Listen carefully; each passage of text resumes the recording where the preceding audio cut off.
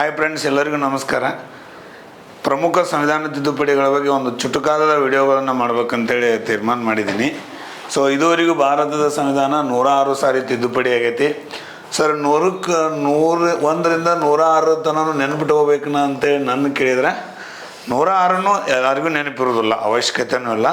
ಅದರಲ್ಲಿ ಪ್ರಮುಖವಾದಂಥ ಸಂವಿಧಾನ ತಿದ್ದುಪಡಿಗಳು, ಎಕ್ಸಾಮ್ ಓರಿಯೆಂಟೆಡ್ಡು, ಹಿಂದೆ ನಡೆದಂಥ ಕ್ವಶನ್ ಪೇಪರ್ಗಳನ್ನೆಲ್ಲ ಅನಾಲಿಸಿಸ್ ಮಾಡಿ ಪ್ರಮುಖವಾದಂಥ ತಿದ್ದುಪಡಿಗಳನ್ನು ನಾನು ನಿಮ್ಗೆ ಹೇಳ್ಕೊಟ್ಕೊತ ಹೋಗ್ತೀನಿ.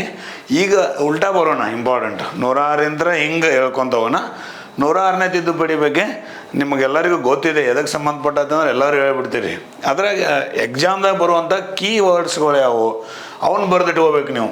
ಸೊ 106 ಅನ್ನೋದು ಬರ್ತೈತಿ, 128 ಅನ್ನೋದು ಬರ್ತೈತಿ. ಇದು ಏನಂತ ಹೇಳಕ್ಕೆ ಬಂದ್ರೆ ಸಾಕು ನೀವು.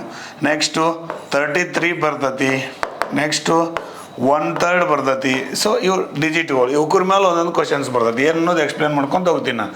1/3 ಆದಮೇಲೆ ಲೋಕಸಭೆ ಬರ್ತೈತಿ, ಲೋಕಸಭೆ ಆದಮೇಲೆ ವಿಧಾನಸಭೆ ಬರ್ತೈತಿ. ಸೊ ಇದನ್ನ ಎಕ್ಸ್ಪ್ಲೇನ್ ಹೇಳಕ್ಕೆ ನಮಗೆ ಕೀ ಶಬ್ದಗಳಂತ ನೀವು ರಿವಿಷನ್ ಮಾಡಬೇಕಾದ್ರೂ ಕೂಡ ಈ ಕೀ ಶಬ್ದಗಳನ್ನು ಇಟ್ಕೊಂಡನ ನೀವು ರಿಕಾಲು ರಿವಿಷನ್ನು ಮಾಡಬೇಕಾಗ್ತೈತಿ. ಮತ್ತು ಇಡೀ 4 ಪೇಜ್ ಅದನ್ನು ಓದ್ಕೊತ ಕುಂದ್ರಬಾರ್ದು. ಆ 4 ಪೇಜ್ ಓದಿದ ಮೇಲೆ ಇಂಪಾರ್ಟೆಂಟ್ ಕೀ ಶಬ್ದಗಳನ್ನು ಬರ್ಕೊಂಡ್ ಕೆಲಸ ಇದು ಮಾಡಬೇಕಿರ್ತೈತಿ.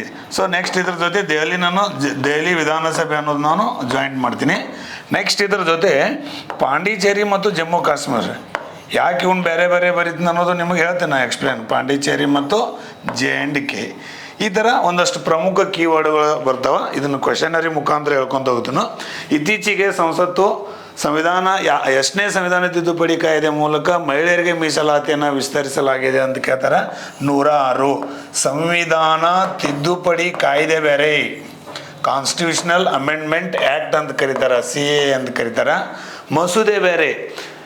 ಕೆಳಗಿನ ಎಷ್ಟನೇ ಮಸೂದೆಯ ಮೂಲಕ ಮಹಿಳೆಯರಿಗೆ ಮಹಿಳಾ ಮೀಸಲಾತಿಯನ್ನು ಒದಗಿಸಲಾಯಿತು ಅಂತ ಏನಾದರೂ ಕೇಳಿದ್ರೆ 128 ಕಾನ್ಸ್ಟಿಟ್ಯೂಷನಲ್ ಅಮೆಂಡ್ಮೆಂಟ್ ಬಿಲ್ ಅಂತ ಕರೀತಾರೆ. ಸಂವಿಧಾನ ತಿದ್ದುಪಡಿ ಮಸೂದೆ ರಾಷ್ಟ್ರಪತಿ ಅವರು ಸೈನ್ ಆಗಿದೆ, ಕಾಯ್ದೆ ಆಗಿದೆ. ಎಕ್ಸಾಮ್ದಾಗ ನಿಮಗೆ ಎರಡೂ ಬರ್ಬೋದು. ಎಷ್ಟನೇ ತಿದ್ದುಪಡಿ ಮಸೂದೆ ಅಂದ್ರೆ 128, ಎಷ್ಟನೇ ತಿದ್ದುಪಡಿ ಕಾಯ್ದೆ ಅಂದ್ರೆ 106. ಎಷ್ಟು % ರಿಸರ್ವೇಷನನ್ನು ಕೊಟ್ಟಿದ್ದಾರೆ ಅಂತ ಕೇಳ್ತಾರೆ. ಸೊ 33% ರಿಸರ್ವೇಷನನ್ನು ಕೊಟ್ಟಿದ್ದಾರೆ. ಇನ್ನು 1/3 ಏನಿದೆ ನೋಡ್ರಿ. 1/3 ಏನಪ್ಪ ಅಂತಿದ್ದು SC ST ಮಹಿಳೆಯರಿಗೆ ಈಗಾಗಲೇ SC ST ದವರಿಗೆ ರಿಸರ್ವೇಷನನ್ನು ಇದೆ ಸಂವಿಧಾನದಲ್ಲಿ. ಎಷ್ಟೆಷ್ಟು ಪರ್ಸೆಂಟೇಜ್ ಇದೆ ಏನಿದೆ ನೋಡ್ರಿ, ಕಮೆಂಟ್ ಮಾಡ್ಬೇಕಂತ ಸ್ವಲ್ಪ. ಮಹಿಳೆಯರಿಗೆ ಈಗ ಲೋಕಸಭೆಯಲ್ಲಿ ಎಷ್ಟು ರಿಸರ್ವೇಷನ್, SC ST ದವರಿಗೆ ಎಷ್ಟು ರಿಸರ್ವೇಷನ್ ಇದೆ, ಆ ರಿಸರ್ವೇಷನ್ ಒಳಗೆ 1/3 ಕೂಡ ಮಹಿಳೆ. ಓವರಾಲ್ 33% ಟೋಟಲ್ ಆಗ SC ST ಈಗಾಗಲೇ ಇರುವಂಥ ಮೀಸಲಾತಿಯಲ್ಲಿ. ಉದಾಹರಣೆಗೆ ಹೇಳ್ಬೇಕಂತಂದ್ರೆ ಈ ನಮ್ಮ ಕರ್ನಾಟಕಕ್ಕೆ 28 ಲೋಕಸಭಾ ಕ್ಷೇತ್ರಗಳು ಬಂದವ. ಇದರಲ್ಲಿ SC ದವರಿಗೆ 5 ಸೀಟ್ಗಳದಾವ, ST ದವರಿಗೆ 2 ಅದಾವ, 5 2.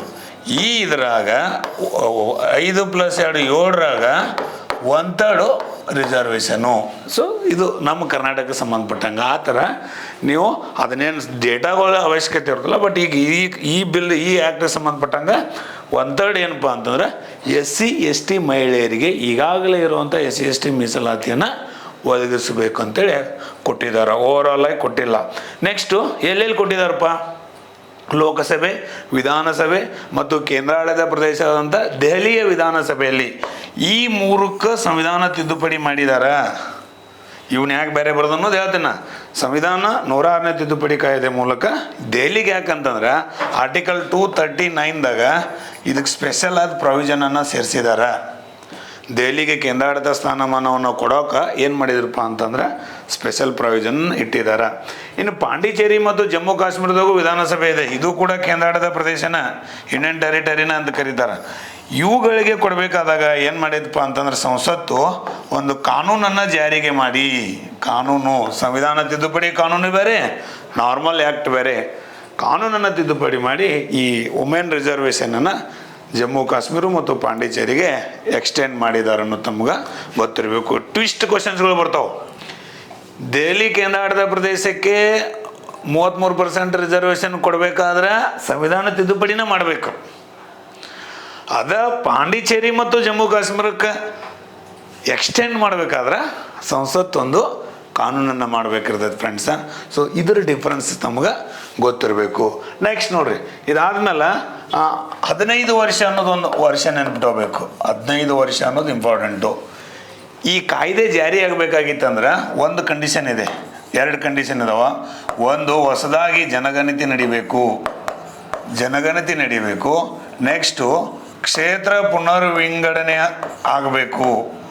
ಡಿಲಿಮಿಟೇಷನ್ ಕ್ಷೇತ್ರ ಪುನರ್ವಿಂಗಡಣೆ ಆಗಬೇಕು. ಇವು 2 ಆದಮೇಲೆ ಗೌರ್ಮೆಂಟು ಒಂದು ಗೆಜೆಟ್ ಮಾಡಿ ಡೇಟ್ ಮೆನ್ಷನ್ ಮಾಡ್ತೈತಿ, ಈ ದಿನಾಂಕದಂದು ಈ ಕಾಯ್ದೆ ಜಾರಿ ಆಗ್ತದೆ ಅಂತೇಳಿ. ಆ ಜಾರಿಯಾದ ದಿನಾಂಕದಿಂದ ಎಷ್ಟು ವರ್ಷ ಇರ್ತದಪ್ಪ ಅಂತಂದ್ರೆ 15 ವರ್ಷ ಇರ್ತದೆ ಅಂತ ಹೇಳಿದಾರೆ. ಇಂಪಾರ್ಟೆಂಟ್ ನೆನಪಿಟ್ಕೋರಿ, ಈ ಕಾಯ್ದೆಯ ಜಾರಿಯಾದ ದಿನಾಂಕದಿಂದ ಎಷ್ಟು ವರ್ಷ ಜಾರಿಯಲ್ಲಿ ಇರ್ತದೆ ಅಂದ್ರೆ 15 ವರ್ಷ ಜಾರಿ ಇರ್ತೈತಿ. ಮುಂದೆ ಯಾರು ನಿರ್ಧಾರ ಮಾಡ್ತಾರೆ? ಸೊ ಮುಂದೆ ಯಾರು ನಿರ್ಧಾರ ಮಾಡ್ತಾರೆ ಅಂದರೆ ಸಂಸತ್ತು.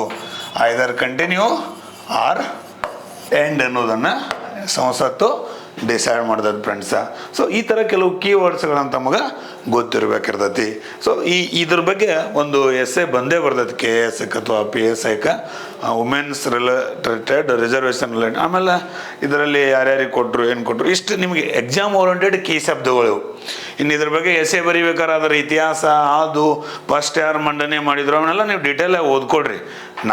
ಈ ವಿಡಿಯೋದ ಉದ್ದೇಶ ಏನಪ್ಪ ಅಂದ್ರೆ 106 ತಿದ್ದುಪಡಿಗಳಲ್ಲಿ ನಿಮ್ಮ ಎಕ್ಸಾಮ್ದಾಗ ಏನೇನು ಬರ್ತೈತೆ ಅನ್ನೋದು ಸ್ವಲ್ಪ ಚುಟುಕಾಗಿ ಹೇಳ್ಕೊತ ಹೋಗ್ತೀನಿ.